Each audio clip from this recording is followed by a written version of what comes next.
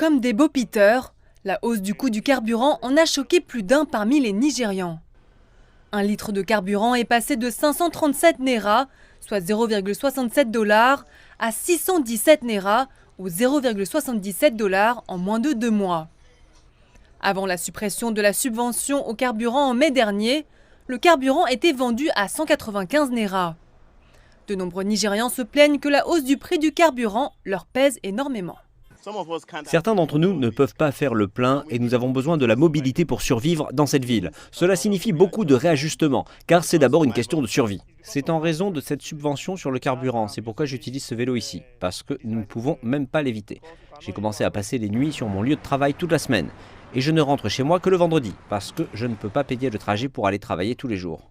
Et s'adapter aux réalités actuelles est désormais devenu un impératif. La seule chose que je fais pour m'adapter est d'aller chercher des voisins ou des amis qui vivent dans ma zone et avec lesquels nous pouvons effectuer le transport ensemble. Ainsi, peut-être que je prendrai ma voiture durant 2 jours et que je prendrai le véhicule de quelqu'un d'autre durant 2 autres jours. Avant sa suppression, la subvention au carburant a englouti près de 10 milliards de dollars des revenus du gouvernement nigérian, rien que pour l'année 2022. Les économistes indiquent que la flambée du prix du carburant est inévitable et va au-delà du contrôle du gouvernement. Ils s'inquiètent que cela ne fasse empirer l'inflation et le revenu par habitant.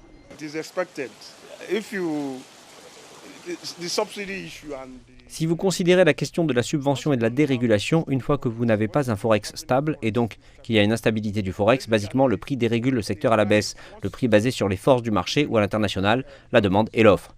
Et ce qui est mauvais est de voir que les gens ne voient pas leurs revenus augmenter, donc vous n'avez pas de pouvoir d'achat. Ce n'est pas là. Et quand vous faites une analyse coût-bénéfice, vous vous apercevrez que vous ne pouvez pas résister au-delà de cela. Dans le même temps, le plan du gouvernement avance afin de canaliser des fonds de subvention pour apporter des palliatifs aux ménages nigérians. Et selon le Sénat du pays, l'augmentation des salaires des travailleurs ferait partie des mesures visant à atténuer les effets de la suppression des subventions.